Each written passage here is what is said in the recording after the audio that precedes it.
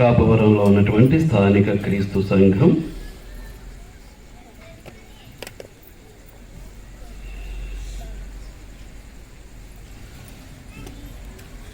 పశ్చిమ గోనగూడెం స్థానిక క్రీస్తు సంఘ సహకారంతో ఏర్పాటు చేసినటువంటి ఈ సువార్త కూడికకు హాజరైన ప్రతి ఒక్కరికి పేరు పేరున నా హృదయపూర్వక వందనాలు చెల్లిస్తూ ఉన్నానండి. అలాగే మైక్ ద్వారా ఎంతమంది అయితే దేవుని వాక్యాన్ని వింటూ ఉన్నారో వారిని అభినందిస్తూ వారికి కూడా నా హృదయపూర్వక వందనాలు ప్రభు అయినటువంటి క్రీస్తునామంలో తెలియజేస్తూ ఉన్నాను. పాఠంలోనికి వెళ్ళకముందు ప్రపంచ ప్రఖ్యాతిగాంచినటువంటి శాస్త్రవేత్త ఐన్స్టీన్ చెప్పినటువంటి ఒక మాటను నేను జ్ఞాపకం చేయాలనుకుంటూ ఉన్నాను.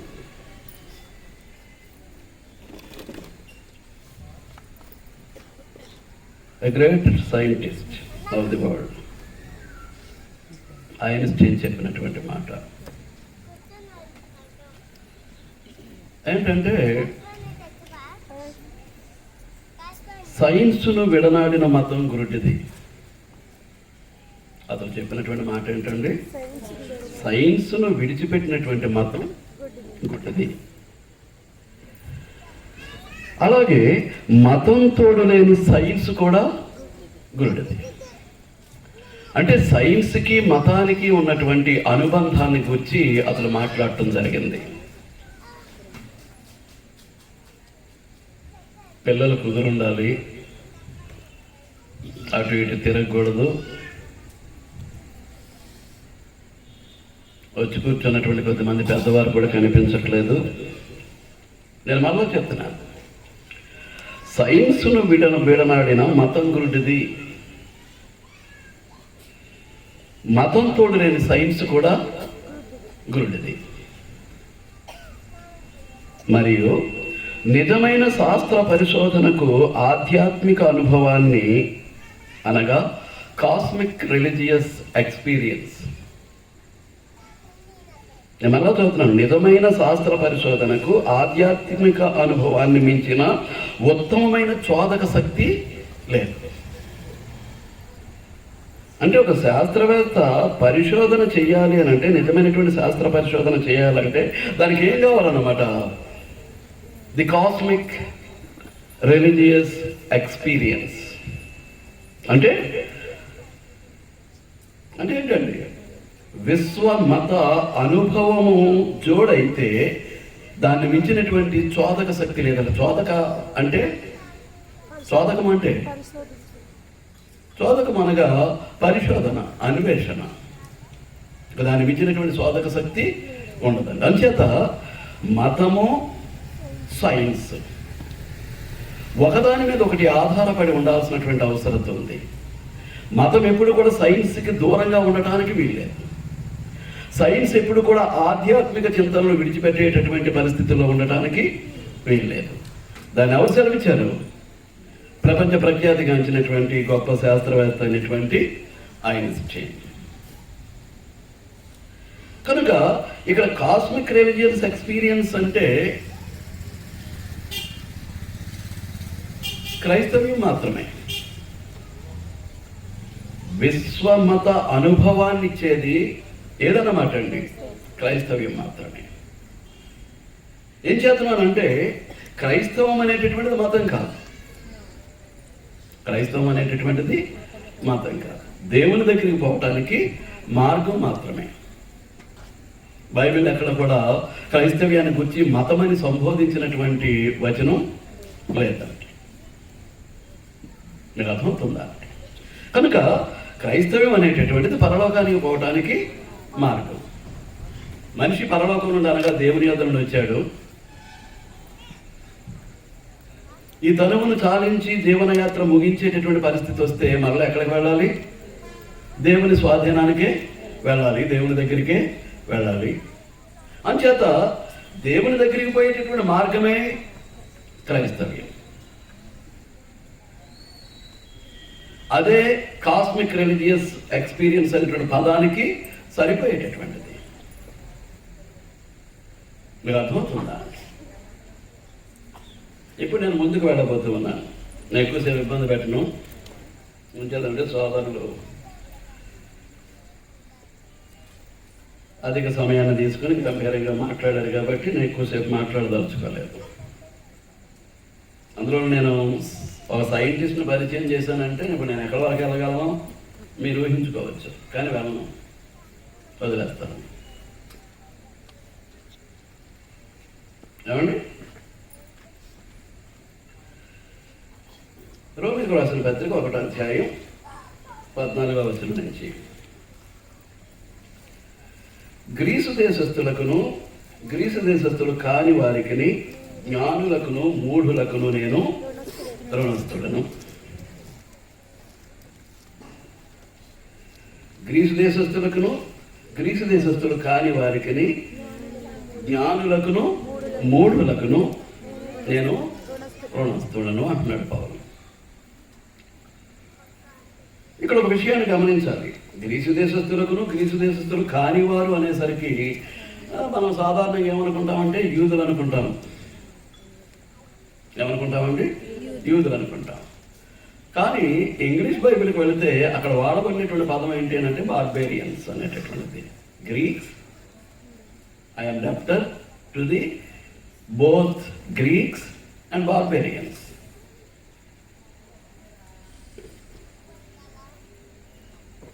Vice and unwise. బార్బేరియన్స్ అంటే అనాగరికులు, మోటు తెగలవారు, కిరాతక వృత్తి కలిగినటువంటి వారు, భయంకరులు అన్నమాట. వాళ్ళని గురించి సంఘ చరిత్ర కూడా మాట్లాడుతుంది. ఇప్పుడు నేను దాని గురించి మీతో మాట్లాడబోట్లేదు. సంఘ చరిత్రలో కూడా సంబోధించడం జరిగింది. కొన్ని సందర్భాల్లో బార్బేరియన్స్ కనిపిస్తూ ఉంటారు సువార్త సేవలో ఆనాడు ఉన్నటువంటి వారికి మొదటి శతాబ్దంలో. కనుక ఇక్కడ పౌలు సువార్త ప్రకటించడానికి గ్రీసు దేశస్థులు కాని వారికి జ్ఞానులకును మూఢులకును ఏమంటున్నాడు?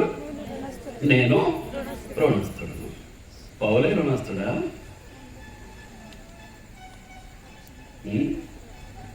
పౌలే రుణస్థుడా? పౌలే రుణస్థుడు కాదండి. Every Christian means every member of the Universal Church of Christ is the debtor of worldly people. ప్రపంచ వ్యాప్తంగా ఉన్నటువంటి ప్రజలందరికీ సార్వత్రిక క్రీస్తు సంఘం అనగా ప్రపంచవ్యాప్తంగా ఉన్నటువంటి క్రీస్తు సంఘంలో ఉన్నటువంటి ప్రతి సభ్యుడు ప్రతి సభ్యురాలు రుణస్థులై ఉన్నారు.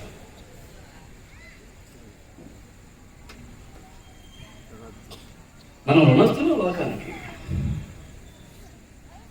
లోకంలో నశించిపోయేటటువంటి వారికి, పాపంలో మ్రగ్గిపోతున్నటువంటి వారికి, రక్షణ భాగ్యం లేనటువంటి వారికి, నాశన మార్గంలో కొట్టుకుపోతున్నటువంటి వారికి క్రీస్తు సంఘ సభ్యులుగా మనం ఎవరమన్నమాట అండి? రుణస్థులు. నాట్ ఓన్లీ ద పౌలు మాత్రమే కాదు. ఏం చేస్తున్నామంటే మనం ఉచితంగా పొందాం ఈ రక్షణ భాగ్యాన్ని. క్రీస్తు ప్రభు యొక్క రక్తంలో పాపాలు కడిగి వేసుకుని క్రీస్తు పరిశుద్ధ శరీరమైనటువంటి పరిశుద్ధ క్రీస్తు సంఘంలో చేర్చబడి కొత్తగా జన్మించి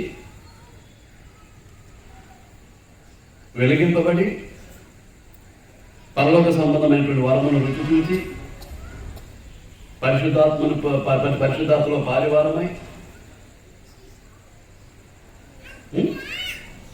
దేవుని దివ్యవాక్య ప్రభావమును అనుభవించినటువంటి వారమై ఇట్టి గొప్ప స్థితిని దేవుడు మనకు అనుగ్రహించాడు అని అంటే మనం ఏం చెల్లిస్తే ఇట్టి గొప్ప భాగ్యం మనకు దొరికింది?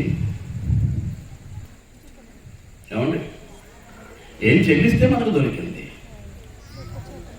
ఏం చెల్లించలేదు. మత్తయి సువార్త 10వ అధ్యాయానికి వెళితే అక్కడ క్రీస్తు ప్రభు 12 మందిని పంపిస్తూ చెప్పినటువంటి మాట ఏంటి అని అంటే, మీరు ఉచితంగా పొందారు కాబట్టి ఉచితంగానే ఇయ్యండి అనేటటువంటి మాట మనకు కనిపిస్తూ ఉంటుంది.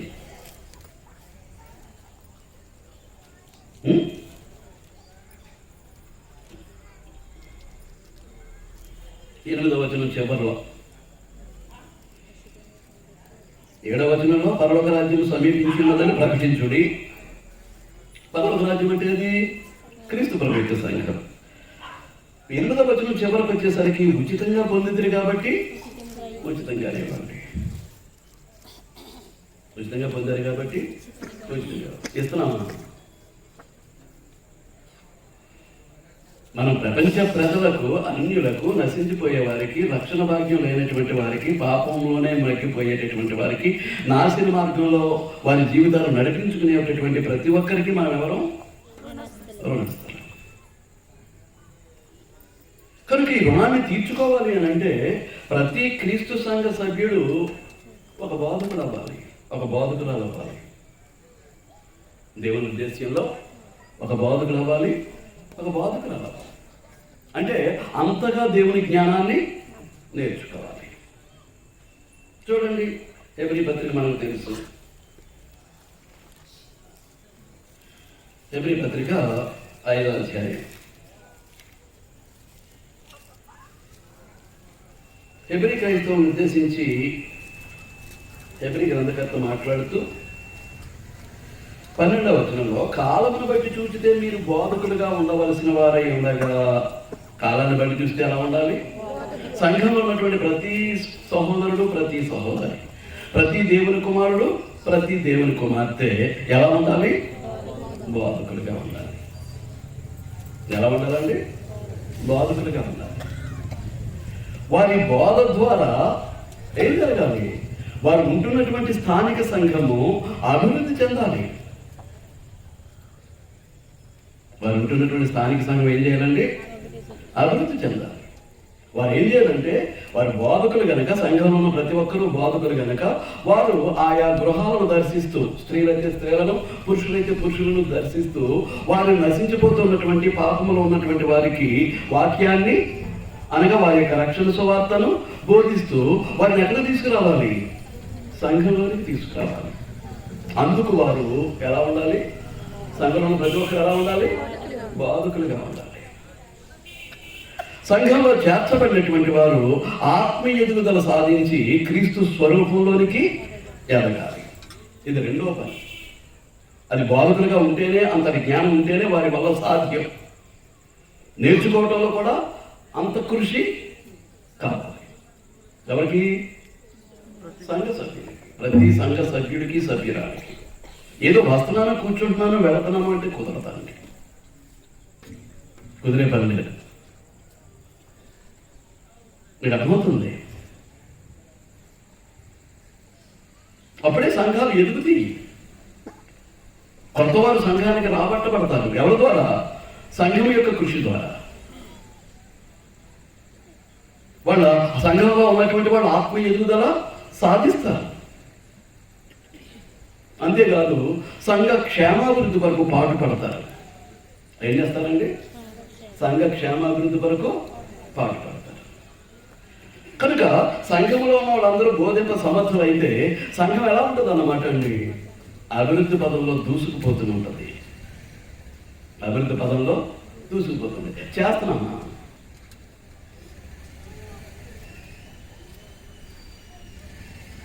అంచేత మన రుణాన్ని తీర్చుకోవాలి అని అంటే మనం ఏం చేయాలన్నమాట? బోధింప సమర్థులుగా తయారవ్వాలి. కాలాన్ని బట్టి చూస్తే మనం ఎలా తయారవ్వాలి? బోధకులుగా తయారవ్వాలి. మనం నేర్చుకున్నటువంటి ఆ దైవ జ్ఞానం, ఆ బోధ సంఘం యొక్క అభివృద్ధికి, సంఘంలో ఉన్నటువంటి ప్రతి సహోదరుడు, ప్రతి సహోదరి యొక్క ఆత్మీయ ఎదుగుదలకు, క్రీస్తు సారూప్యంలోనికి ఎదగటానికి, 3 సంఘ క్షేమాభివృద్ధి కొరకు పాటుపడాలి. అంతేగాని సంఘాన్ని చీల్చేసి ముక్కలు చేయటానికి కాదు. 4 పాటలు పాడటం వచ్చి, 2 ముక్కలు చెప్పడం వచ్చి, 2 మాటలు ప్రార్థన చేయగలిగితే ఏం చేస్తున్నారన్నమాట? ఒక దుకాణాన్ని ఓపెన్ చేస్తున్నారు. వారు సంఘ సభ్యులు. వారు ఎవరండి? ఓ సంఘ సభ్యులు. ఓ సంఘంలో బాప్తిసం పొందినటువంటి వారు, ఆ సంఘంలో ఆత్మీయ జ్ఞానాన్ని పొందినటువంటి వారు, ఆ సంఘ క్షేమాభివృద్ధి కొరకు, ఆ సంఘం యొక్క ఆత్మీయ ఎదుగుదల కొరకు, ఆ సంఘాభివృద్ధి కొరకు పాటు పడవలసినటువంటి వారు ఏం చేస్తున్నారండి? ఏం చేస్తున్నారు?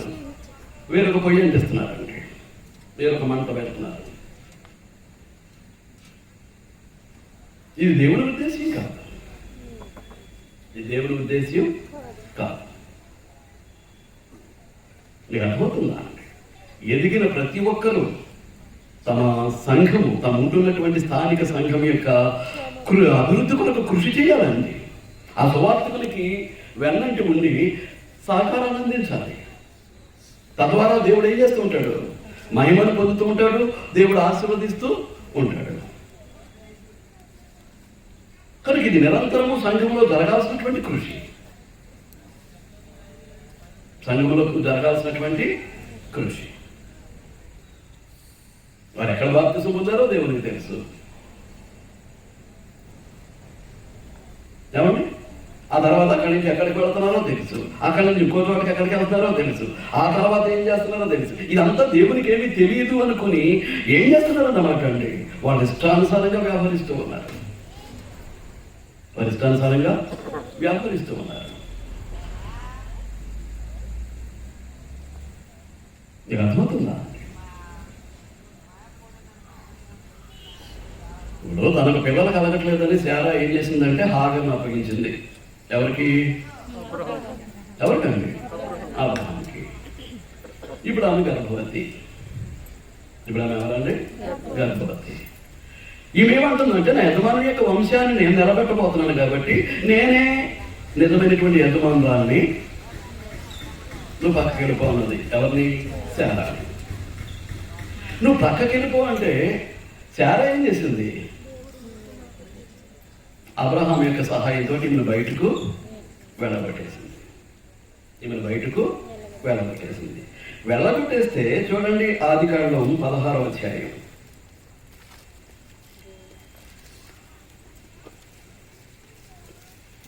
ఆదికాండం 16వ అధ్యాయం తీసారా అండి?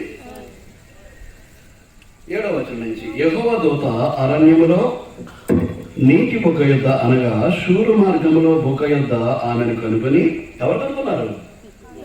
యెహోవా దూత కనుగొని, శారాయి దాసివైన హాగరు ఎక్కడ నుండి వచ్చితివి?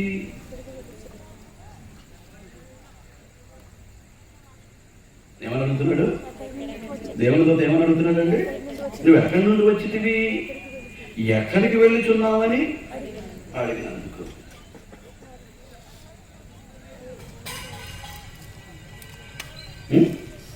నువ్వు ఎక్కడి నుంచి వచ్చావు, ఎక్కడికి వెళ్తున్నావు? శారా అడిగినటువంటి దేవుడు నిన్ను అడగడా? దైవ నియమాన్ని మీరి మళ్ళా వెనక్కిళ్ళు.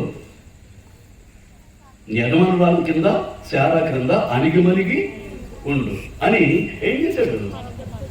మళ్ళా హాగర్ను శారా దగ్గరికి పంపించినటువంటి అనుభవం మన గ్రంథంలో కనిపిస్తూ ఉంటుంది. మీకు అర్థమవుతుందా? ఆత్మ సంబంధమైనటువంటి జీవన విధానంలో ప్రతి విషయానికి ఒక లేఖనాధారం ఉంది. మన ఇష్టానుసారంగా మనం చేసి మనం విశ్వాసులమని, భక్తిపరులమని, దేవుని సేవకులమని చెప్పుకుంటే అంగీకరించేయడానికి దేవుడు వెర్రివాడేం కాదు. దేవుడు వెర్రివాడేమి కాదు. అంచేత మన రుణస్థులము. మనం ఎవరో? ఎవరికి? ఎవరికి? దేవునికి కాదే. నీ ప్రక్కన నశించిపోతున్నటువంటి మరొక ఆమెకు, నీ ప్రక్కన నశించిపోతున్నటువంటి మరొక అతనికి, వారికి నువ్వు రుణస్థుడివి. దేవుని యొక్క సువార్తను వారికి ప్రకటిస్తే ఏమంటున్నాడు ఇక్కడ? గ్రీసు దేశస్థులకును, గ్రీసు దేశస్థులు కాని వారికి, జ్ఞానులకును మూఢులకును నేను రుణస్థులను. ఏం చేతునంటే, నేను రక్షణ భాగ్యాన్ని దేవుని యొద్ద నుండి ఉచితంగా పొందాను, దాన్ని నేను ఏం చేయాలి? ఉచితంగా ఇతరులకు పంచాలి. ఉచితంగా ఇతరులకు పంచాలి. అక్కడ ఆమె అనగానే ఇక్కడికి వచ్చి ఇంట్లో దొరకటం, మళ్ళా ఆమె అనే సమయానికి అక్కడ చేరుకోవటం, ఇది క్రీస్తు సంఘ సభ్యత్వం కాదు. నేర్చుకోవడానికి కృషి చేయాలి. నేర్చుకున్నటువంటి విషయాలను బట్టి ఏం చేయాలి? సంఘాభివృద్ధికి, సంఘ ఆత్మీయ ఎదుగుదలకు, సంఘం యొక్క క్షేమాభివృద్ధికి సహాయాన్ని అందించవలసినటువంటి బాధ్యత ప్రతి దేవుని కుమారుడి మీద, ప్రతి దేవుని కుమార్తె మీద ఉంది. ఇకనైనా ఆ విధానాన్ని వెంబడిస్తే మీరు ఆశీర్వదింపబడతారు, క్రీస్తు సంఘ సభ్యులుగా దేవుని చేత గుర్తింపబడతారు. లేదు అనుకోండి, మీకు ఇవ్వాల్సింది ఆయన దగ్గర సిద్ధంగా ఉంటుంది.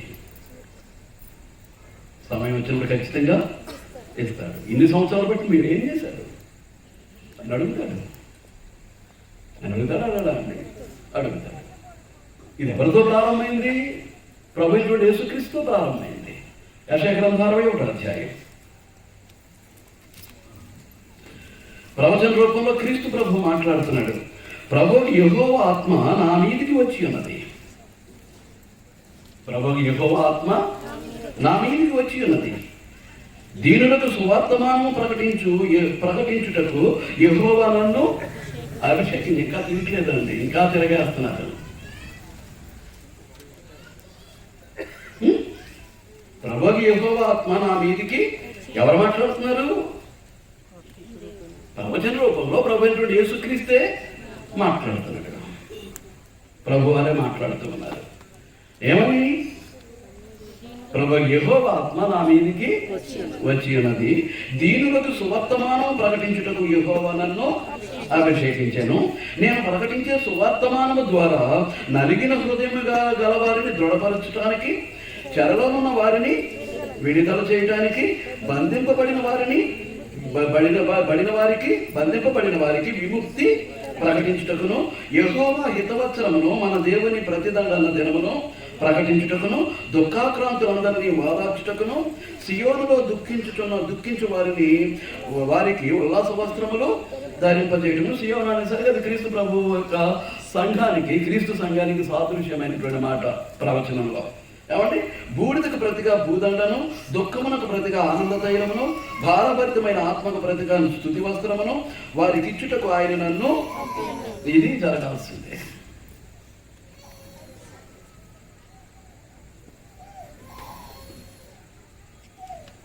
క్రీస్తు సంఘము ద్వారా మీరు నివసిస్తున్నటువంటి మీ ప్రాంతాల్లో, మీ వీధుల్లో మీ ద్వారా జరగాల్సినటువంటి కార్యక్రమం ఇది. క్రీస్తు ప్రభు ఎందుకు సువార్త ప్రకటన నిమిత్తం తండ్రి అయిన దేవుని చేత పంపబడి ఆత్మరూపి అయినటువంటి వాడు రక్తమాంసాల్లో పారిపడి ఈ భూమి మీద నరునిగా అవతరించారు అనంటే ఇది పని. ఈ రోజున ఆయన శిష్యులముగా, ఆయనను వెంబడించే వారంగా, క్రైస్తవులుగా, నిజ క్రైస్తవులుగా, క్రీస్తు సంఘ సభ్యులుగా మనం చేయాల్సినటువంటి పని కూడా అదే పని. ఎప్పుడు చేస్తాం? అవును, ఎప్పుడు చేస్తాం?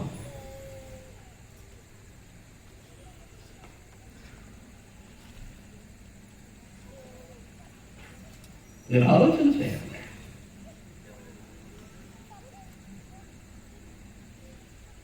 ప్రారంభించడం మానేయటం. సాతాను బలంగా వాడుకున్నాడండి. వాళ్ళు రావట్లేదని వీళ్ళు రావట్లేదని వాళ్ళు. మీరు అనుకుంటున్నా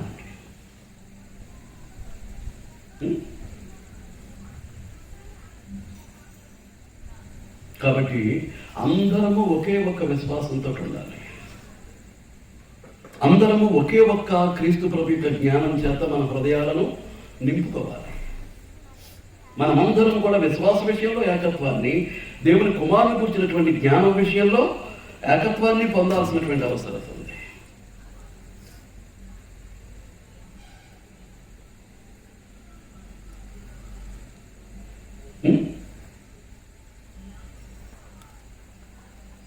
మంత్ర మీటింగ్లో మనం చూస్తాం, ఎవరిష్టం వాళ్ళది.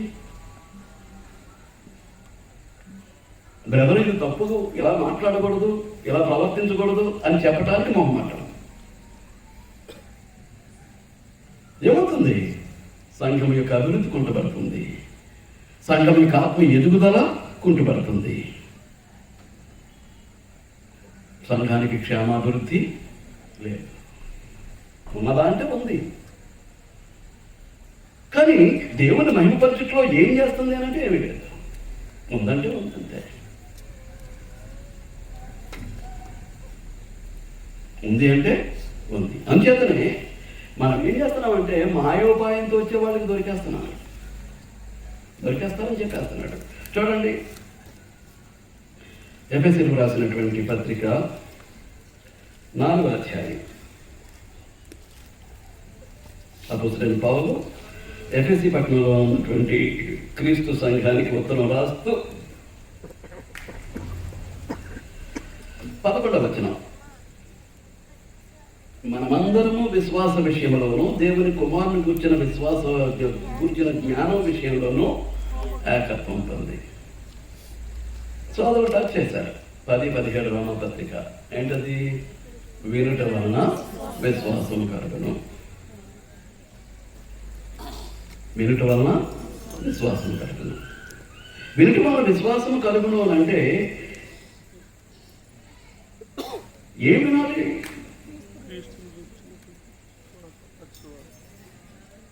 దేవుని కుమారుని గురించిన జ్ఞానం అక్కడే చేశాడు ఆన్సర్. మనమందరము విశ్వాస విషయంలో ఏకత్వాన్ని పొందాలి. మనమందరమే కాదు, ప్రపంచ క్రైస్తవులు క్రైస్తవ్యం అనేటటువంటిదే ఎలా ఉండాలి? విశ్వాస విషయంలో ఏకత్వం. రెండవది, దేవుని కుమారుని గురించిన జ్ఞానం విషయంలో ఏకత్వం. మీకు అర్థమవుతుందా? మనందరిలోనూ ఒకే విశ్వాసం ఉండాలి. ఆ విశ్వాసం రావాలంటే వినే బోధ ఒకటే ఉండాలి. బోధ మారితే విశ్వాసం మారిపోతుంది. బోధ మారితే ఏం జరుగుతుంది? ఏం చేత? వినుట వలన విశ్వాసం కలుగును. బోధించేవాడు ఎలాంటి బోధ చేస్తే వినేవాళ్ళు అలాంటి విశ్వాసమే వస్తుంది. ఇప్పుడు అలాగే వచ్చాయి. ఇప్పుడు ప్రపంచంలో ఉన్నటువంటి 70,000 సంఘాలు, 70,000 సంఘాలు. 70,000 సంఘాలు అంటే 70,000 బోధలు. 70,000 బోధలు అంటే 70,000 విశ్వాసాలు.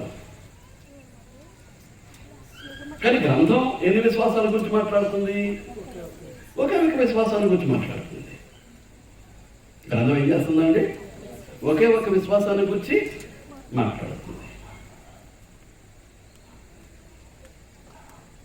మీకు అర్థమవుతుందా? ఈ ఒకే ఒక్క విశ్వాసము, ఒకే ఒక్క క్రీస్తుని దేవుని కుమారుని గురించినటువంటి జ్ఞానము లోపించటంతో ఎవరు తయారవుతున్నారన్నమాట? మనం అలాగే ఉంటున్నాం పసిపిల్లలుగా, ఎదుగుదల లేదు. అక్కడ కూడా అదే అంటాడు. ఎక్కడ? ఫిబ్రవరి పత్రిక 5వ అధ్యాయం 11 కింద చదువుకుంటూ వస్తే నేను కొంచెం మాట అనేసి వదిలేశాను. బోధకులు మేము వస్తున్నారు ఎండగా మొదటి మూల పాఠాలు మరలా ఒకడు మీకు బోధించవలసి వచ్చాను. అందుచేత మీరు పాలు త్రాగు పసిపిల్లలే కానీ బలమైనటువంటి ఆహారం తినగలవారు కారు అని అక్కడ హెబ్రీ గ్రంథకర్త మాట్లాడుతూ మనం చూస్తాం. కనుక మనం ఎలా ఉండిపోతున్నామంటే పసిపిల్లలుగా ఎలా ఉండిపోతున్నాం? పసిపిల్లలుగా. అలాంటి పరిస్థితుల్లో ఎవరు వస్తున్నారో చూడండి 14వ వచనం. అందువలన మనం ఇక మీద పసిపిల్లలమై ఉండి మనుష్యుల మాయోపాయముల చేత వంచనతోనూ తప్పు మార్గంలో కుయుక్తితోనూ గాలికి కొట్టుకొని పోనట్లు కల్పింపబడిన ప్రతి ఉపదేశములకు ఇటు అటు కొట్టుకొని పోవచ్చు. అలల చేత ఎవరు కొట్టిబడిన వారమైనట్లు ఉండకూడదు.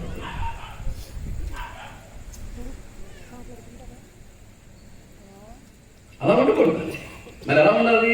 ప్రేమ కలిగి సత్యము చెప్పుచు క్రీస్తు వలె ఉండుటకు మనం అన్ని విషయములలోనూ ఎదుగుదాం. ప్రేమ కలిగి సత్యము చెప్పుచు క్రీస్తు వలె ఉండుటకు మనం అన్ని విషయములలోనూ ఎదుగుదాం. లేకపోతే ఎవరు వస్తారు? మనతో ఎదుగుదల లేదు, పసిపిల్లలుగా ఉన్నాం. పసిపిల్లల గురించి ఎవరు వస్తారు? మనుషులు మాయోపాయముల చేత వంచనతోనూ తప్పు మార్గమునకు లాగు కుయుక్తితోనూ గాలి లాంటి ఉపదేశాలు, గాలి లాంటి బోధలు. ఇటు వస్తే ఇటు కొట్టుకుపోద్ది చెత్త, అటు వస్తే ఇటు కొట్టుకుపోద్ది. ఇలాంటి బోధకులు తయారవుతారు.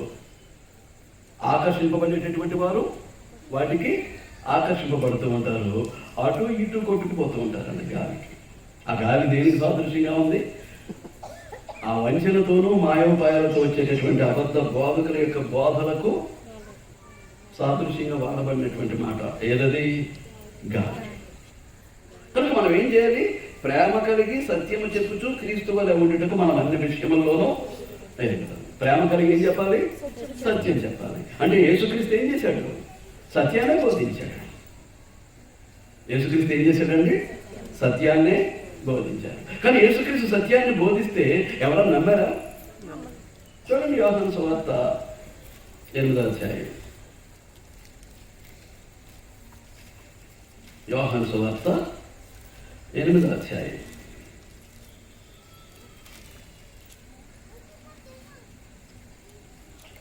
45వ వచనం. నేను సత్యమునే చెప్పుచున్నాను కనుక మీరు నన్ను నమ్మరు. క్రీస్తు ప్రభు చెప్పేశాడు, నేను సత్యాన్ని చెప్తున్నాను కాబట్టి మీరు ఏం చేయరు? సత్యం లోకానికి ఇష్టం ఉండదు. నిజం మాట్లాడుతుంటే లోకం ఇష్టపడదండి. వాళ్ళకి అబద్ధం కావాలి, మోసం కావాలి.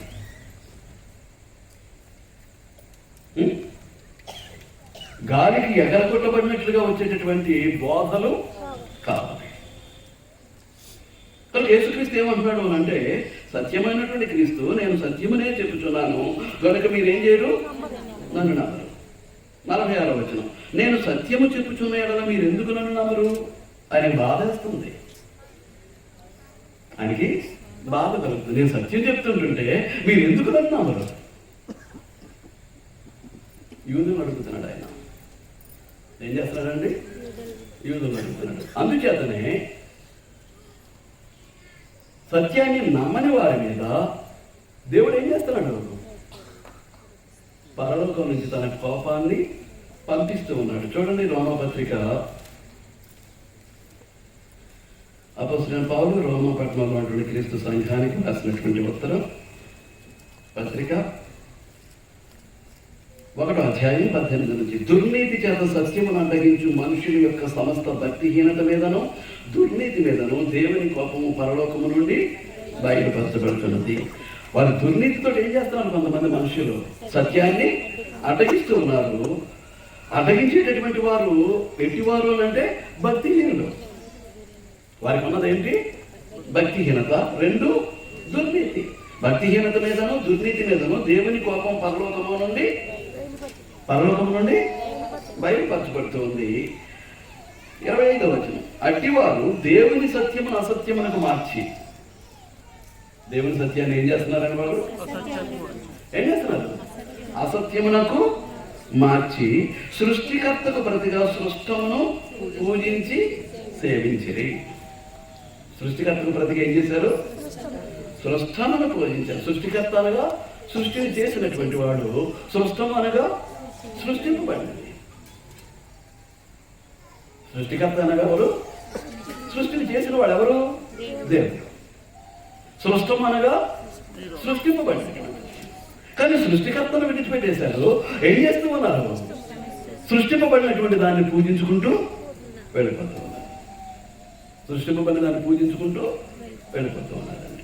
అందుచేతనే దేవుడు మాట్లాడుతూ అంటూ ఉన్నాడు. చూడండి, 22-23 వచనాలు. వారి అవివేక హృదయము అంధకారమయమైనది. వారి అవివేక హృదయం ఏమైందటండి? అంధకారమయమైంది. తాము జ్ఞానులమని చెప్పుకొనుచు బుద్ధిహీనులయ్యారు. తాము జ్ఞానులమని చెప్పుకుంటే ఏమయ్యారు?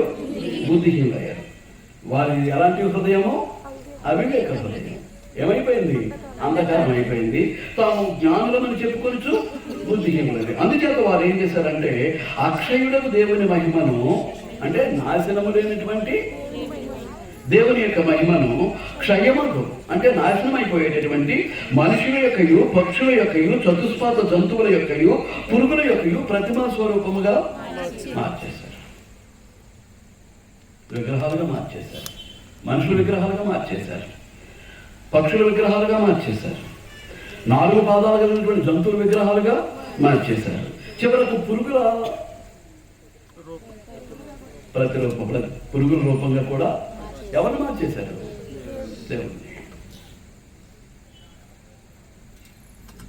దేవుణ్ణి మార్చేశారు. దేవుడు ఎవరో తెలియనటువంటి పరిస్థితి. అందుచేతనే కొరింథీయులకు రాస్తూ, కొరింథీ పట్టణంలో ఉన్నటువంటి క్రీస్తు సంఘానికి పౌరత్వం రాస్తూ 8వ అధ్యాయం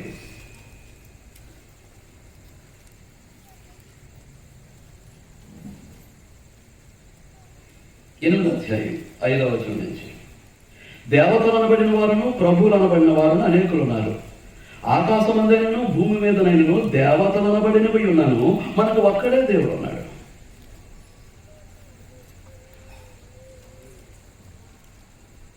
ఆలోచిస్తూ ఉండాలి. మనం ఏం చేయబోతున్నాం? టైం చాలదనుకోండి, నేను తొందరగా వదిలేస్తాను. దేవుని చిత్తమైతే చూద్దాం. ఏమంటున్నాడు? దేవతలు అనబడిన వారును ప్రభువులు అనబడిన వారును అనేకులు ఉన్నారు. ఆకాశమందైనను భూమి మీదనైనను దేవతలు అనబడినవి ఉన్నాను, మనకు ఒక్కడే దేవుడు ఉన్నాడు. లోకాన్ని సృష్టించింది ఆయన, సృష్టిని కాపాడుతున్నది ఆయన, సృష్టిని నడిపిస్తున్నది ఆయన. మనకు ఒక్కడే దేవుడు ఉన్నాడు. ఆ దేవుని గురించి తెలుసుకోవాల్సినటువంటి బాధ్యత ఈ లోకానికి, లోకంలో ఉన్నటువంటి మనుషుల్ని. ఇప్పుడు మన ఊళ్ళోకి ఎవరో వచ్చారు, ఒక కొత్తగా ఒక వ్యక్తి. మన గ్రామంలో ఉన్నటువంటి ఒక ఇంటిని అద్దెకు తీసుకున్నాడు, అందులో ఉంటున్నాడు. పొద్దుటే వెళ్తాడు, సాయంకాలం వస్తాడు, రాత్రి ఇంట్లో ఉంటాడు, లేకపోతే కుటుంబం. మళ్ళీ తెల్లవారు ఏం చేస్తాడు? తన పనులు ఇంట్లో పూర్తి చేసుకుని మళ్ళీ ఏం చేస్తాడు? మళ్ళీ బయటికి వెళ్ళిపోతాడు, మళ్ళీ సాయంకాలం వస్తాడు. అలా వచ్చి వెళ్ళిపోతూ మనం చూస్తామే తప్ప అతను ఎవరు అనేది మనకి తెలియదు. అతను ఎవరు అనేది మనకి తెలియదు. ఇప్పుడు అతను ఎవరో కొత్తగా మన ఊర్లోకి అద్దె, మన వీధిలోకి అద్దెకి వచ్చినటువంటి వ్యక్తి ఎవరో మనకు తెలియాలి అంటే ఏం చేయాలి?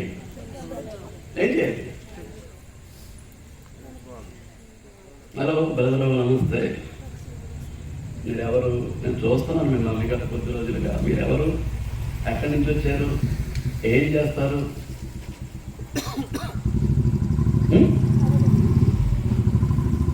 అప్పుడు ఏం చేస్తాడు అతను?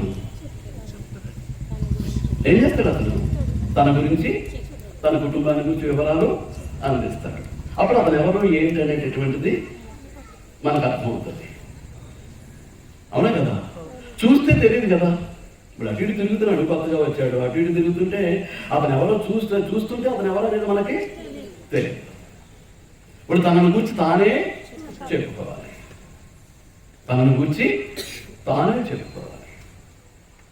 ఇప్పుడు నేనున్నాను, గత 35 సంవత్సరాలుగా మీ మధ్యలో సువార్థికులుగా పనిచేస్తున్నాను. కానీ కొన్ని విషయాలు ఇంకా మీకు తెలియనటువంటివి నా దగ్గర ఏమైనా ఉంటే ఉండొచ్చు. నేను చెప్తున్నట్టే నేను చెప్పలేదు కాబట్టి, నేను చెప్తేనే తెలుస్తాయి, లేకపోతే తెలియదు. అలాగే మీ విషయాలు కూడా కొన్ని నాకు తెలియకపోవచ్చు. ఏం చేద్దామంటే ఆ విషయాలు మీరు నాతోటి పంచుకోలేదు కాబట్టి.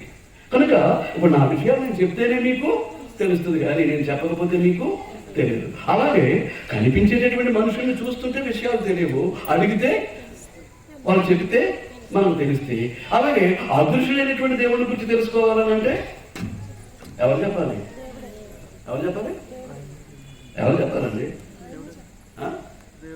నిజమా? దేవుడే చెప్పాలా? దేవుడే చెప్పాలి. కంటికి కనిపించేటువంటి మనుషుల గురించే మనం తెలుసుకోలేకపోతుంటే అదృశ్యులైనటువంటి దేవుని గురించి తెలుసుకోవాలనంటే ఎవరు చెప్పాలి? దేవుడే చెప్పాలి. చూడండి, రోమపత్రిక 1:19. ఎందుకనగా దేవుని కోపం సత్యాన్ని అడ్డగించేటటువంటి భక్తిహీనుల మీద, దుర్నీతి పనుల మీద పరలోకం నుంచి బయలుపరచబడుతూ ఉంది. ఎందుకనగా దేవుని గురించి తెలియశక్యమైనదేదో అది వారి మధ్య విశదమైనది. విశదం అవటం అంటే తెలియపరచటం. దేవుడు అది వారికి విశదపరచను.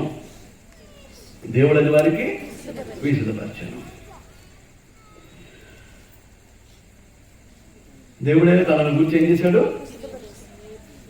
తన ప్రజలకు వివరించాడు, తెలియపరిచాడు, విశదపరిచాడు. ఆయన అదృశ్య లక్షణములు. దేవుడు ఎవరు? అదృశ్యుడు. దేవుడు ఎవరండి? అదృశ్యుడు. చూడండి, తిమోతి పత్రిక 1వ పత్రిక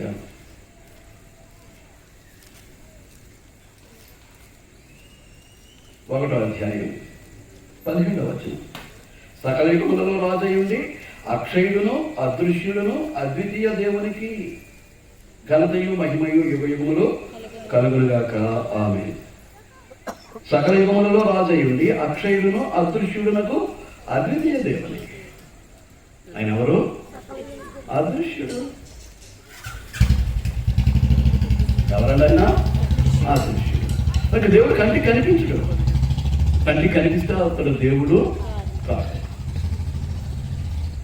కంటికి కనిపించేవాడు దేవుడు కాదు. అంచేత ఆయన అదృశ్య లక్షణములు అనగా ఆయన నిత్యశక్తియు దేవత్వమును జగదుత్పత్తి మొదలుకొని సృష్టింపబడిన వస్తువులను ఆలోచించుట వలన తేటపడుతున్నది కనుక వారు నిరత్తరులై మనం దేవుని యొక్క అదృశ్య లక్షణాలు అనగా ఆయన నిత్యశక్తి దేవత్వం. దేవుని యొక్క నిత్యశక్తి దేవత్వము జగదుత్పత్తి మొదలుకొని సృష్టింపబడిన వస్తువులను ఆలోచించుట వలన తేటపరచబడుతున్నది. దేని గురించి ఆలోచించాలి? వేటి గురించి ఆలోచించాలి? జగదుత్పత్తి అంటే సృష్టి ప్రారంభం నుంచి మొదలుకొని, జగదుత్పత్తి అంటే సృష్టి ప్రారంభం నుంచి మొదలుకొని సృష్టింపబడినటువంటి వస్తువులను ఆలోచించాలి. సృష్టించబడినటువంటి వస్తువులను గురించి ఏం చేయాలి? ఆలోచించాలి. అంటే దేవుణ్ణి తెలుసుకోవడానికి దేవుడు విస్తపరిచేశాడు. దేని ద్వారా విస్తపరిచాడు? సృష్టి ద్వారా. ఇది నా పని. ఇది ఎవరి పని? నా పని. ఒక ఆర్టిస్ట్ ఉన్నాడు అనుకోండి, ఒక గోడ మీద పెద్ద ఆర్ట్ వేశాడు. గోడ మీద పెద్ద ఆర్ట్ వేశాడు. వేసిన వాడు ఏం చేస్తాడు? కింద ఒక సంతకం పెడతాడు. Art by so and so, పలానా వ్యక్తి అని తన సంతకం పెడతాడు. ఈ ఆర్ట్ ఎవరు వేశారు? పలానా వ్యక్తి. అలాగే ఈ సర్వ సృష్టిని మనం చూస్తున్నటువంటి ఈ విశ్వమంతటిని చేసినటువంటి దేవుడు. మనం ఒక సూర్య కుటుంబంలో ఉన్నాం. ఆ సూర్య కుటుంబంలో ఉన్నటువంటి గ్రహాల మీదకే వెళుతూ ఉన్నాం. కానీ ఖగోళ శాస్త్రజ్ఞులు చెప్పింది ఏంటంటే వాడు 1% తిరుగుతున్నాడు. మానవుడు ఎంత తిరిగినా బుధగ్రహం మీదకి వెళ్ళినా, శుక్రగ్రహం మీదకి వెళ్ళినా, అంగార గ్రహం మీదకి వెళ్ళినా, బృహస్పతి మీదకి వెళ్ళినా, శనిగ్రహం మీదకి వెళ్ళినా, లేకపోతే ఇప్పుడు సూర్యుడి మీద వెళ్ళడానికి ప్రయత్నం చేసిన చంద్రుడి మీదకి వెళ్ళినా ఎక్కడి వరకు వెళ్తున్నాడండి? 1%. మిగిలిన 99% మానవునికి అంతు చిక్కేటటువంటి పరిస్థితుల్లో లేదు. అంతటి సృష్టిని చేసినటువంటి దేవుణ్ణి గురించి సృష్టి ఏం చేస్తూ ఉంది? ఏం చేస్తూ ఉంది? తెలియజేస్తూ ఉంది. సృష్టి ఏం చేస్తుందండి? తెలియజేస్తుంది. ఎవరికి? మానవుడు. సృష్టి ఏం చేస్తుంది? తెలియజేస్తుంది. మీకు అర్థమవుతుందా? 19వ కీర్తన. అంటే దేని ద్వారా మానవుడు దేవుని తెలుసుకుంటాడు? సృష్టి ద్వారా. సూర్యోదయం, సూర్యాస్తమయం, తద్వారా పగలు రాత్రి. తద్వారా ఏంటండి? పగలు రాత్రి.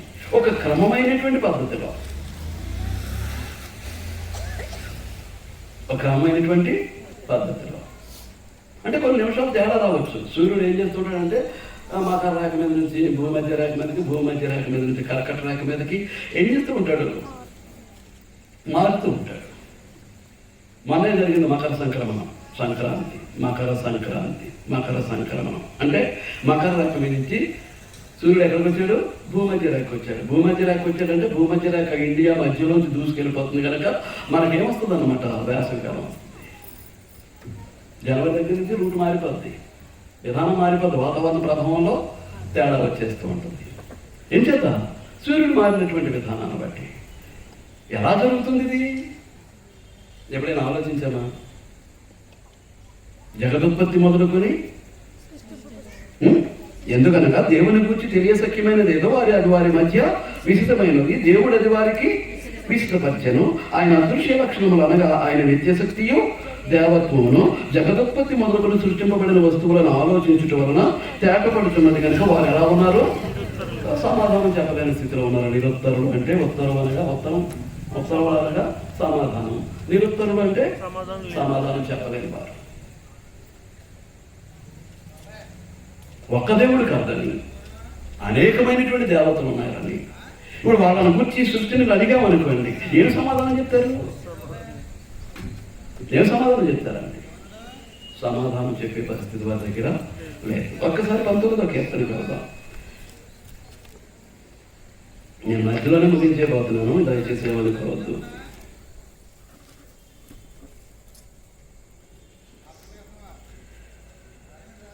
ఒకటవ వచనం నుంచి, ఆకాశములు దేవుని మహిమను వివరించుచున్నవి. ఏంటవి? ఆకాశములు. ఎన్ని ఆకాశాలు ఉన్నాయి?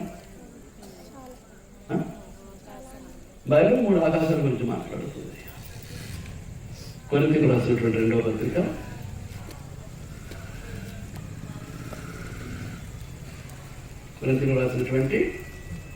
2వ పత్రిక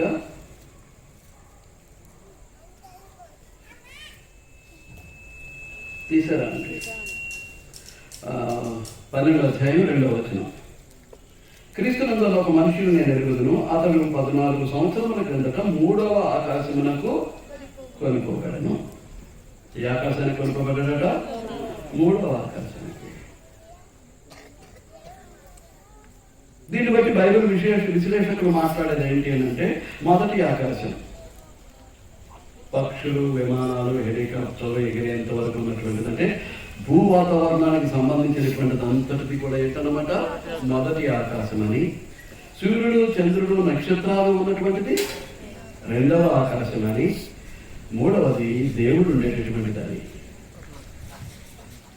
3వ ఆకాశం దేవుడు ఉండేటటువంటిదని విశ్లేషణ చేస్తున్నారు. మీరు అర్థమవుతుందా? భూ వాతావరణ అనుబంధంలో కొంత కక్ష దాటేసరికి ఏం జరుగుతుందండి? భూ వాతావరణం ఉండదు, ఈ గాలి ఉండదండి.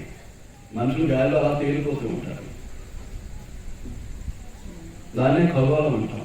సూర్యుడు, చంద్రుడు, నక్షత్రాలు. అక్కడికి వెళ్ళిన తర్వాత మీరు మన టీవీలో చూస్తుంటారు. అక్కడ వెళ్ళినటువంటి వాళ్ళు స్థిరంగా స్టెబిలైజ్డ్గా నిలబడలేరు. ఏం చేస్తూ ఉంటారు? గాలి అలా తేలిపోతూ ఉంటారు. న్యూస్లో అక్కడ చూపెడుతూ ఉంటారు. ఏం చేస్తుంటే భూ వాతావరణం వరకే మనిషి స్థిరంగా నిలబడగలడు. భూ వాతావరణానికి పైకి వెళ్ళాడు అని అంటే ఇక మనిషి స్థిరంగా నిలబడలేడు.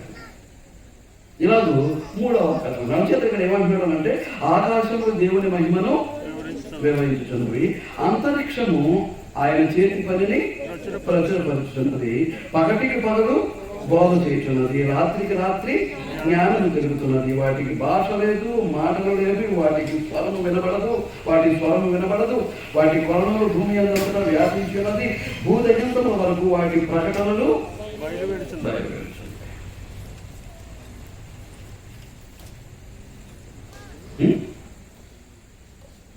అందుతుందా?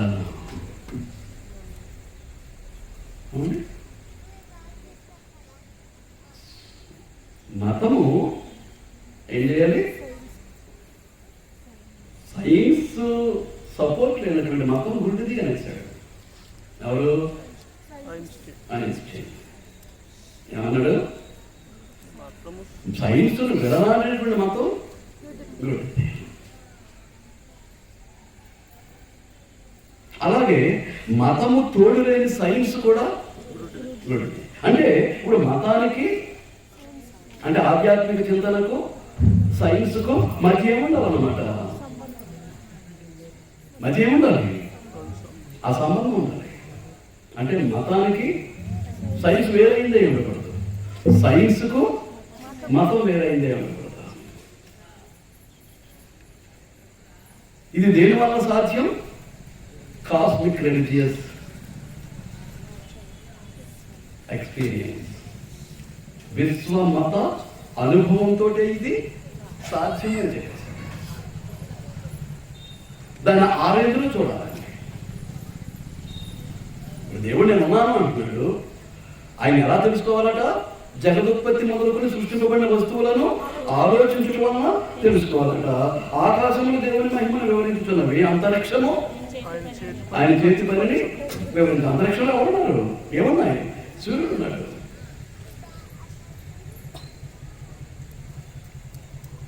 చంద్రుడు ఉన్నాడు, నక్షత్రాలు ఉన్నాయి, గ్రహాలు ఉన్నాయి.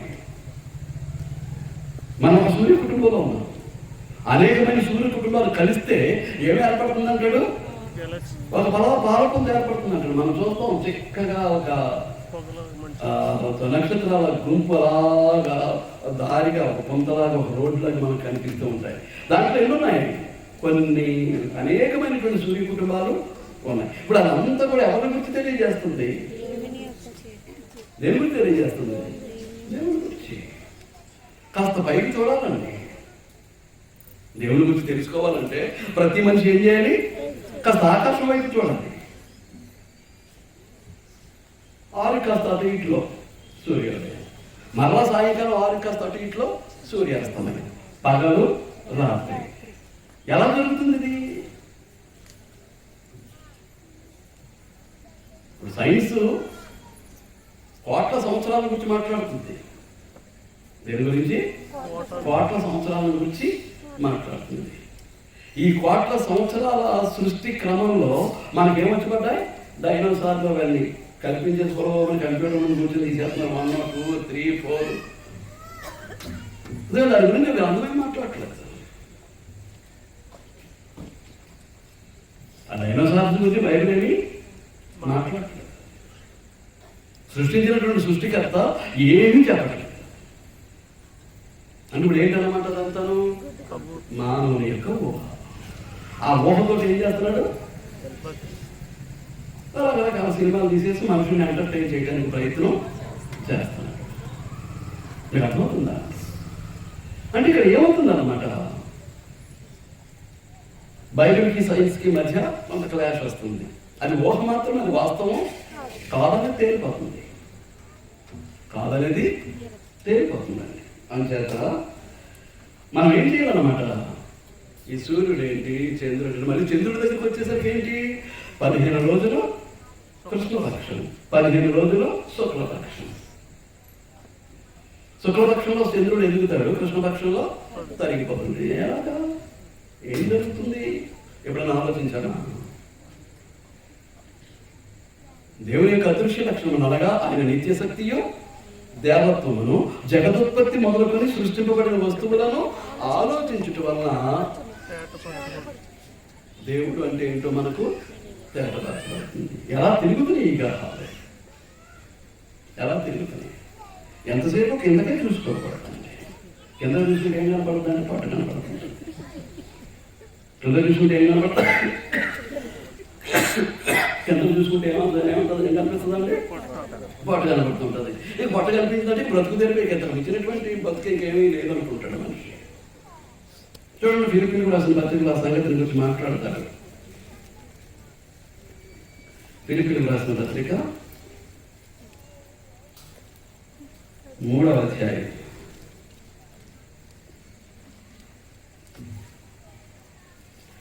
18-19 వచనాలు. అనేకులు క్రీస్తు శిలువకు శత్రువులుగా నడుచుకుంటున్నారు. అనేకులు ఏం చేస్తున్నారు? క్రీస్తు శిలువకు శత్రువులుగా నడుచుకుంటున్నారు. వీరిని గురించి మీతో అనేక పర్యాయములు చెప్పి తిని ఇప్పుడు ఏడ్చుచు చెప్తున్నాను. ఇప్పుడు కూడా నేను ఏం చేస్తున్నాను? ఏడుస్తూ చెప్తున్నాను. నాశనమే వారి అంతము, వారి కడుపే వారి దేవుడు. నాశనమే వారి అంతము, వారి కడుపే వారి. అంటే కింద చూసుకుని కడుపే ఇంకేం లేదు. ఇంకా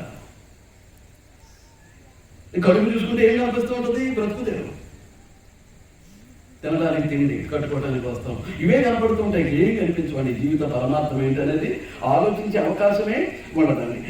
వారు తాము సిగ్గుపడవలసిన సంగతుల యందు అతిశయపడుతున్నారు. సిగ్గుపడవలసినటువంటి సంగతుల్లో వాళ్ళు ఏం చేస్తున్నారు? అతిశయపడుతున్నారంటే గొప్పగా చెప్పుకుంటున్నారు. వాస్తవానికి సిగ్గుపడాలి. వాళ్ళ యొక్క జీవన విధానంలో జరుగుతున్నటువంటి పరిస్థితులు చూస్తే వాళ్ళు ఏం చేయాలి?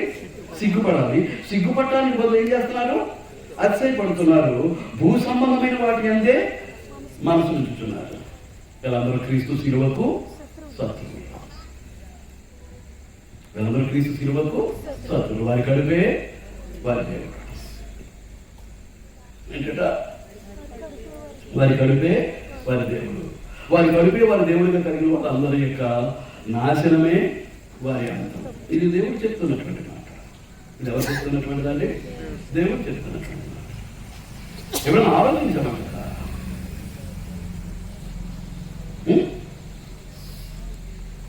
ఎప్పుడైనా ఆలోచించాలా? సూర్యభావం ఉంది, కిందకు వస్తాను. 19వ కీర్తన కిందకు వస్తాను, 4వ వచనం చివరిలో. వాటిలో ఆయన సూర్యునికి గుడారం వేసాను. సూర్యునికి ఏం చేశాడు? గుడారం వేశాడు. అక్కడ ఏం అనిపిస్తుందండి? అమ్మ ఏం కనిపిస్తుందండి? విద్యావంతులు ఏం కనిపిస్తుంది? అక్కడ సూర్యునికి ఏం చేశాడు? గుడారం వేశాడు. గుడారం వేశాడంటే ఏం కనిపిస్తుంది? ఎవరు మాట్లాడరా? The sun never move. సూర్యుడు కదలడు. గుడారం వేశాడు అని అంటే సూర్యుడు కదలడు. సూర్యుని చుట్టూ గ్రహాలు తిరుగుతాయి. సూర్యుని చుట్టూ గ్రహాలు తిరుగుతూ ఉంటాయి. కానీ మనకేమనిపిస్తూ ఉంటుంది? సూర్యుడు తిరుగుతున్నట్టుగా ఉంటుంది, కానీ మనం తిరుగుతున్నాం. అందుచేతనే మనం ఏమనుకుంటామో చెప్పేసాడు 5వ వచనంలో. అతడు తన అంతఃపురములో నుండి బయలుదేరి పెండ్లి కుమారుడు వలె వచ్చుచున్నాడట. ఎవరు ఎవరు ఎవరు? సూర్యుడు. సూర్యోదయం అవుతుంది అని అంటే తన అంతఃపురంలో నుంచి బయలుదేరినటువంటి పెండ్లి కుమారుడు వలె. కానీ చదువుతున్నాడా? మనకు అనిపిస్తుందా? సూర్యోదయం అవుతుంది.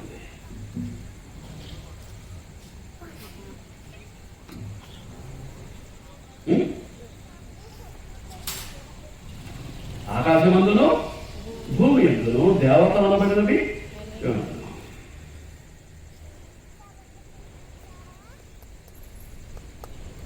ఆకాశమందును భూమి ఎందును ఎవరున్నారు? ఎవరున్నారు? మాట్లాడామండి. దేవతలు అనబడిన వారు ఉన్నాము. మనకు ఒక్కడే దేవుడు. దేవుడు అక్కడే. కానీ మనుషుల దృష్టిలో కోట్ల కొలది దేవతలు. చెప్పేశాడు పైన ఆకాశం కూడా కింద భూమి మీద కూడా దేవతలు అనబడినవి. ఎక్కడ? కొరింథీయులకు రాసిన 1వ పత్రిక 8వ అధ్యాయం 5వ వచనం. నేర్చుకోవాలండి, వెంటనే కాదు, నేర్చుకోవాలి. జ్ఞాపకం రాకపోతే ఇంటికి వెళ్ళిన తర్వాత ఏం చేయాలి? తెలియజేయాలి. ఏం చేద్దాం? సంఘాభివృద్ధిలో మీరు పాలుభాగస్తులు కావాలి. సంఘాభివృద్ధిలో పాలుభాగస్తులు కావాలి. ఆయన చెప్తున్నాడు సంఘాన్ని వచ్చి సంఘ పనిలో సహకరిస్తారని చెప్పేసి ఒక 3 కుర్రోళ్ళు ట్రైనింగ్ పంపించాడట. క్రిస్టియన్మే దేవుడు ఆయన అడగండి. వాళ్ళ 3 వచ్చి ఉన్నటువంటి సంఘంలో ఉన్నటువంటి మనుషులు 3 ముక్కలు చేసేసుకుని 3 పని చేసుకున్నారట.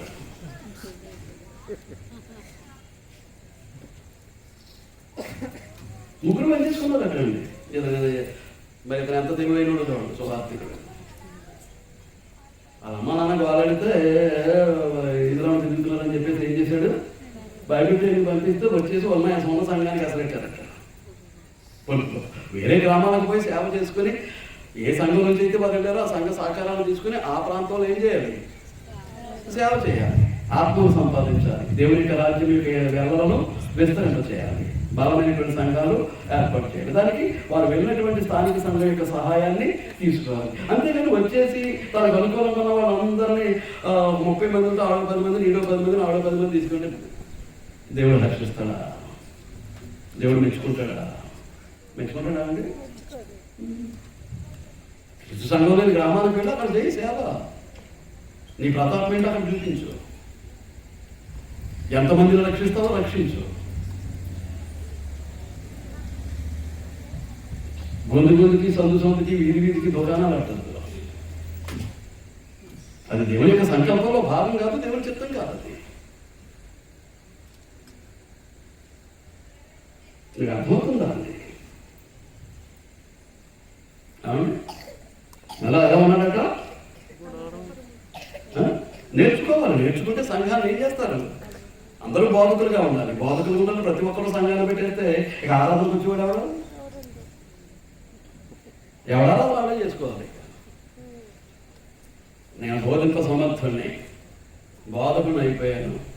బోధకులు అయిపోతే సంఘ అభివృద్ధి కొరకు, సంఘంలో ఉన్నటువంటి సభ్యుల యొక్క ఆత్మీయ ఎదుగుదలకు, సంఘ క్షేమాభివృద్ధికి దేవుడికి ఇచ్చినటువంటి జ్ఞానాన్ని ఉపయోగించి సంఘాన్ని మరింత బలోపేతం చేయడానికి, ఆత్మీయంగా వృద్ధి చేయడానికి ప్రయత్నం చేయాలి. సువార్తని సహకరించాలి.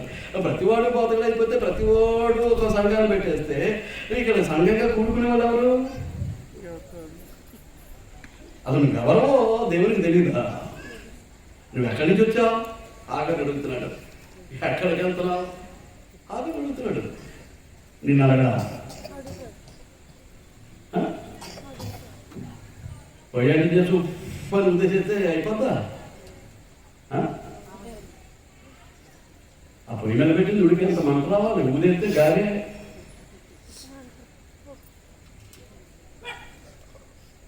దీని వెనకున్నటువంటి కృషి, దీనికి వెనకున్నటువంటి సాధన, దీనికి వెనకున్నటువంటి ప్రయాస, దీని వెనకున్నటువంటి కష్ట నష్టాలు అవన్నీ ఎక్కడ పోతాయి?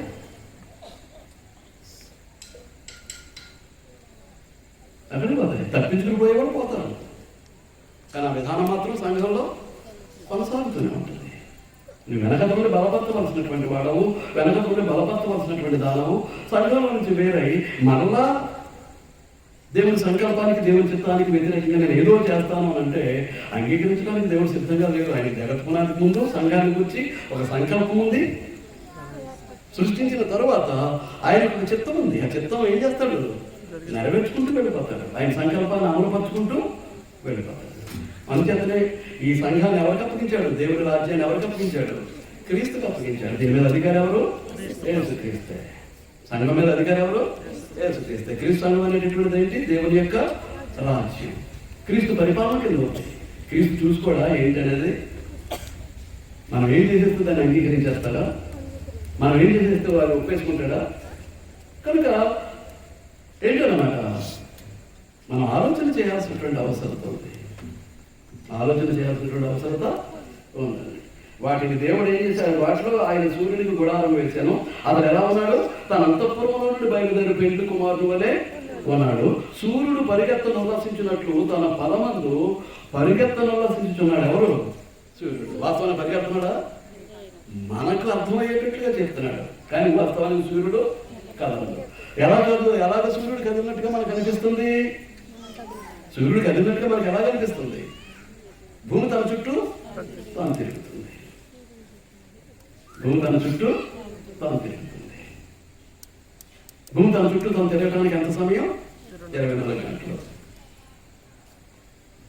24 గంటలు 24 నిమిషాలతో ఉంది సైంటిఫిక్గా లెక్క. తన చుట్టూ తాను తిరుగుతుంది. తిరుగుతూ ఏం చేస్తుంది? తిరుగుతూ ఉంది. తిరుగుతూ సూర్యుని చుట్టూ తిరుగుతుంది. ఈ భూమికి ఉపగ్రహం ఉంది. అదేంటది? చంద్రుడు. ఆ చంద్రుడు ఏం చేస్తున్నాడు? భూమి చుట్టూ తిరుగుతున్నాడు. భూమి ఎలా తన చుట్టూ తను తిరుగుతూ ఎలా వెళుతూ ఉంటే సూర్యుని చుట్టూ తిరుగుతూ భూమి చంద్రుడు ఏం చేస్తున్నాడు? సూర్యుని భూమి చుట్టూ తిరుగుతూ వెళుతున్నాడు. సూర్యుడు మాత్రం అక్కడే ఉన్నాడు. ఆయన గుడారం వేసాడు దేవుడు. సూర్యుడు కదలడు. గుడారం వేసాడు సూర్యుడు కదలడు. ఇప్పుడు మనం భూమి తన చుట్టూ తను తిరుగుతుంది కాబట్టి మనమే ఏం చేస్తూ ఉంటాం? ఇప్పుడు సూర్యుడికి వ్యతిరేకంగా మన ఇతర వైపు మనం వచ్చాం. సరిగ్గా ఆపోజిట్లో ఎవరున్నారు? అమెరికా ఉంది. ఇప్పుడు వాళ్ళకి తెల్లవారి. వాళ్ళకేంటి? తెల్లవారి. మనకి చీకటి పడి. అంటే మనం తిరుగుతున్నప్పుడు సూర్యుడు కదలట్లేదు. సూర్యుడు కదలట్లేదు. దీని గురించి దేవుడు మాట్లాడుతూ ఏమంటున్నాడనంటే, చూడండి. ఆదికాండం 1వ అధ్యాయం 14వ వచనం నేను ముగించేస్తానండి. దేవుడు పగటిని రాత్రిని వేరుపరచినట్లుగా ఆకాశ విశాలమందు జ్యోతులు కలుగుగా కనియు అవి సూచనలను, కాలములను, దిన సంవత్సరములను సూచించుటకై ఉండునుగా కనియు భూమి మీద వెలుగుచుటకు అవి ఆకాశ విశాలమందు జ్యోతులై ఉండునుగా కనియు పలికెను. ఆ ప్రకారమాయను. దేవుడు ఆ 2 గొప్ప జ్యోతులను అనగా పగటిని ఏలుటకు పెద్ద జ్యోతిని, రాత్రిని ఏలుటకు చిన్న జ్యోతిని, నక్షత్రములను. పెద్ద జ్యోతి ఏది? సూర్యుడు. చిన్న జ్యోతి ఏది? చంద్రుడు, నక్షత్రాలు. ఎందుకవి? సూచనలను, కాలములను, దిన సంవత్సరాలను. భూమి తన చుట్టూ తను తిరగటానికి 24 గంటలు. చంద్రుడు భూమి చుట్టూ తిరగటానికి 30 రోజులు, ఒక నెల. చంద్రుడు భూమి కలిసి సూర్యుని చుట్టూ తిరిగి రావడానికి 365 రోజులు, 12 నెలలు, 52 వారాలు. ఇంచుమించుగా బైబిల్ ప్రకారం అయితే 6021 సంవత్సరం రన్ అవుతుంది ఈ సృష్టి జరిగి. రిపేర్ లేదు. ఎవరు నడిపిస్తున్నారు? ఎవరు నడిపిస్తున్నారు? లోకం ఆలోచన చేస్తుందా?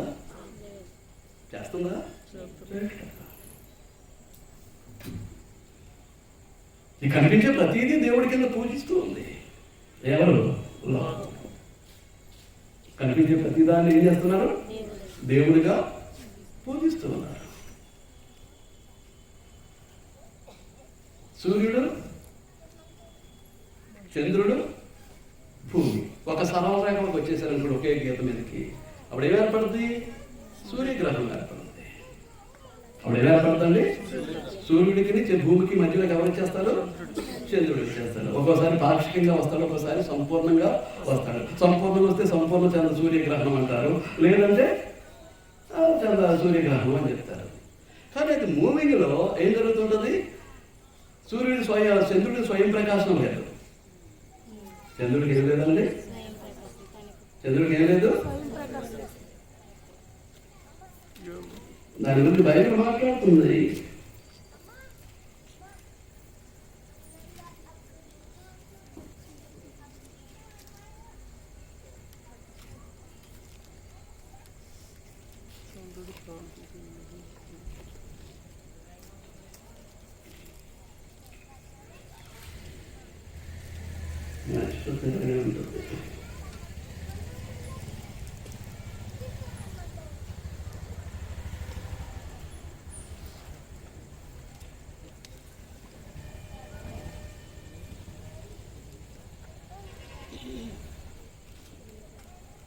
ఎవరు ఎప్పుడు చూడలేదేమో.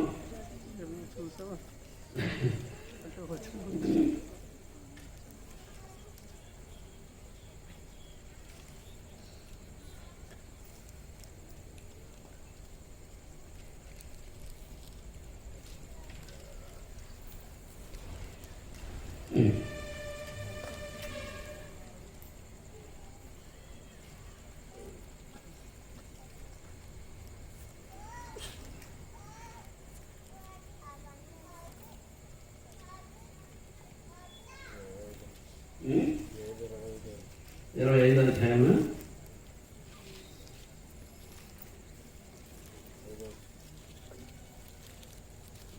రైట్. చూడండి ఏమంటున్నాడు? ఆయన దృష్టికి చంద్రుడు కాంతి గలవాడు కాడు, సూర్యుడికి స్వయం ప్రకాశ శక్తి లేదనేది సైన్స్ చెప్పేది.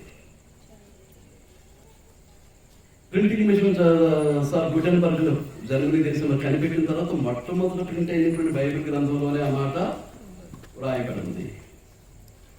అంటే సైన్స్కి పరిశుద్ధ గ్రంథానికి ఉన్నటువంటి అనుబంధం. సూర్యుడికి చంద్రుడికి ఏమి లేదు? స్వయం ప్రకాశ శక్తి లేదు. ఇప్పుడు సూర్యుడి వెలుగు చంద్రుడి మీద పడి ఆ చంద్రుని యొక్క ప్రకాశం కిరణాలు ఎక్కడికి వస్తాయి? భూమి మీదకి వస్తాయి. డైరెక్ట్ గా వచ్చే సూర్యకిరణాలు వేడిగా ఉంటాయి. చంద్రుడి నుంచి వచ్చే వెలుగు ఎలా ఉంటుంది? అది reflection of the rays of sun. సూర్యుని యొక్క కిరణాల యొక్క ఏమంటారు దాన్ని? రైట్, ఏదో ఒకటి. ఆ కిరణాలు ఏమవుతుంటాయి? భూమి మీదకి వస్తుంటాయి. ఇప్పుడు సూర్యుని కిరణాలు భూమి మీద పడకుండా, చంద్రుడి మీద పడకుండా మధ్యలోకి భూమి అడ్డు వస్తుంది. అంటే చంద్రుడు, భూమి, సూర్యుడు ఒకే సరళరేఖ మీద వచ్చారనుకోండి, అప్పుడేమైనా పడుతుంది? చంద్రగ్రహణం. ఏదో మింగేస్తుంది అంటారు. ఆకాశంలో ఏదో ఏం చేస్తుందట? అక్కడ సూర్యుడు మింగేస్తుందట, ఇక్కడ చంద్రుడు మింగేస్తుంది అంటారు. అసలు సృష్టిలో ఏం జరుగుతుంది? సృష్టిలో జరిగే విషయాలనేమో బైబిల్ సమర్థిస్తుంది. సైన్స్కి బైబిల్కి తేడా లేదు. అంచేతనే ఐన్స్టీన్ ఏం చెప్పాడు? నిజమైనటువంటి శాస్త్ర పరిశోధన ఆధ్యాత్మిక అనుభవాన్ని మించినటువంటి ఉత్తమమైన చోదక శక్తి లేదు. సైన్స్, ఆధ్యాత్మికమైనటువంటి అనుభవం, ఈ రెండు కలిస్తే ఇక దానికి మించినటువంటి పరిశోధన లేదు. ఆ పరిశోధన అంతా ఎక్కడుంది? పరిశుద్ధ గ్రంథం. అంటే ఈ సృష్టిలో జరుగుతున్నది ప్రతిదీ కూడా ఎవరిని గురించి తెలియజేస్తుంది? దాని సృష్టికర్త అయినటువంటి దేవుని గురించి తెలియజేస్తుంది. సృష్టికర్తే. సృష్టించబడినటువంటి సృష్టము దేవుడు కాదు. సూర్యుడు మండుతున్నటువంటి అగ్నిలో వేడిని వెలుగును లోకానికి ఇవ్వటానికి. సూర్యుడు లేకపోతే కరగటేస్తాం. ఇప్పుడు ఆ సూర్యుడు కిరణాలు పడినటువంటి అంటార్కిటిక్ వెళ్ళామనుకోండి, భూ ధృవాల దగ్గరికి, ఏమవుతుంది? గడక చేస్తాం. మనుషులు బ్రతకలేరు. దానికి కావాల్సిన ఏర్పాట్లన్నీ చేసుకుని వెళ్ళేవాళ్ళు వెళుతూ ఉంటారు. ఇదంతా సైన్స్. దాని అంతటి గురించి ఏది మాట్లాడుతుంది? ముందు వస్తున్నటువంటి డిస్టెన్స్ లో పెట్టాడు. ఎవరిని? సూర్యుడు మండుతున్నటువంటి గోడ. భూమి మీద ఉన్నటువంటి మనుషులకు వెలుగును వేడిని ఇవ్వడానికి దేవుడు చేసినటువంటి సృష్టి. లోకం ఏం చేస్తుంది? ఆకాశమందును భూమి మీదను దేవతలు అనబడినవి.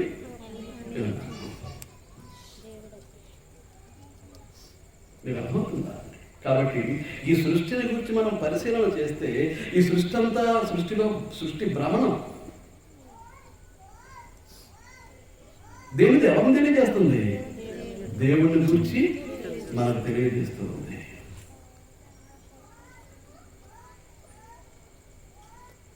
బైబిల్ అనేసరికి ఇది సకల శాస్త్రాలకు పుట్టిన. అన్ని శాస్త్రాలు ఎక్కడి నుంచి వచ్చాయి? బైబిల్ నుంచి వచ్చాయి. అన్ని శాస్త్రాలకి బైబిలే పునాది. బైబిల్ చెప్పింది మనుష్యుడు అన్వేషణ చేశాడు, పరిశోధించాడు, దాన్ని కనుగొన్నాడు. బైబిల్ చెప్పకపోతే మానవునికి ఆ జ్ఞానం అందేటటువంటి అవకాశం లేదు. అది వృక్షశాస్త్రం కానివ్వండి, జీవశాస్త్రం కానివ్వండి, రసాయన శాస్త్రం కానివ్వండి, ఖగోళ శాస్త్రం కానివ్వండి, భూగోళ శాస్త్రం కానివ్వండి, భూగర్భశాస్త్రం కానివ్వండి, సముద్ర గర్భశాస్త్రం, ఎనీ సైన్స్. శాస్త్రం మీన్స్ సైన్స్. అన్ని శాస్త్రాలకు పరిశుద్ధ గ్రంథమే పుట్టిన. ఆ శాస్త్రాలకు పుట్టినటువంటి గ్రంథము ఎవరిని గురించి తెలియజేస్తుంది? ఆ సర్వ సృష్టికర్త అయినటువంటి దేవుని గురించి తెలియజేస్తుంది. దేవుని గురించి తెలియజేస్తుంది. ఇంకొక మాట నేను చదివేస్తాను. అంటే సృష్టి అంతా ఎవరి గురించి తెలియజేస్తుంది? దేవుని గురించి తెలియజేస్తుంది. యోగ గ్రంథం 12వ అధ్యాయం.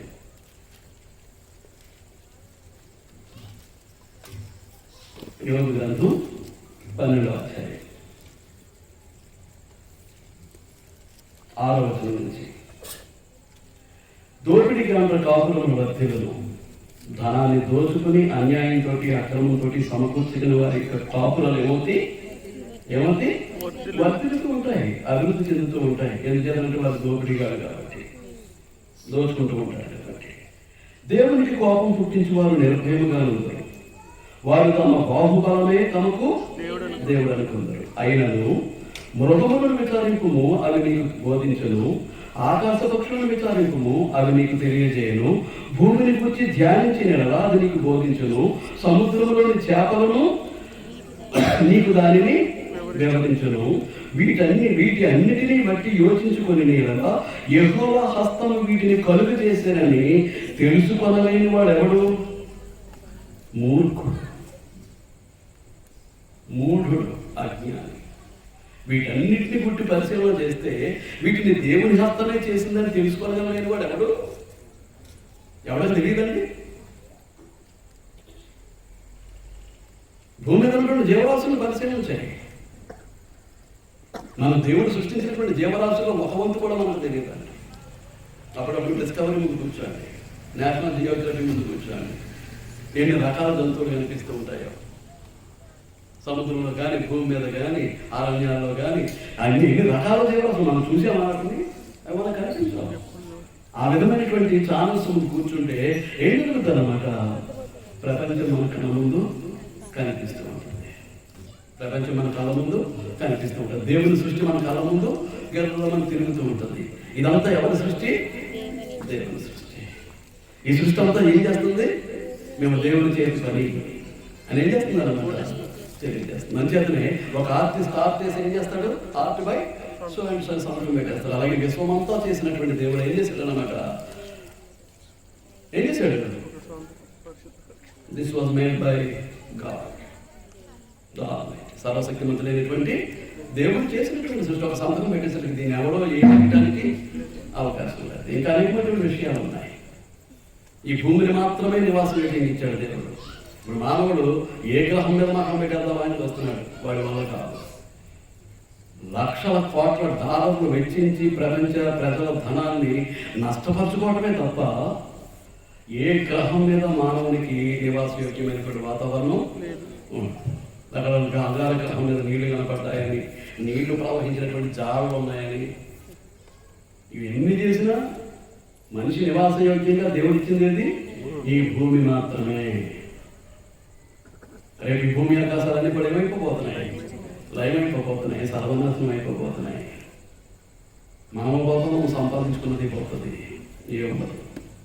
దేవుడు జరిగించబోయే చెట్టు చివరి కార్యం. ఈ లోపల పరలోకానికి పోవడానికి, నిత్య జీవాన్ని పొందడానికి దేవునితోనూ, క్రీస్తు ప్రభుతోనూ, పరిశుద్ధాత్మతోనూ, అక్కడ ఉన్నటువంటి కోట్లాది దేవదూతలతో కలిసి దేవుని మహిమపరిచేటటువంటి ఆ భాగ్యాన్ని పొందడానికి మన జీవితాన్ని మనం సిద్ధపరచుకోవాలి, ఆయత్తపరచుకోవాలి తప్ప అంతకు మించినటువంటి విధి మనకు లేదండి.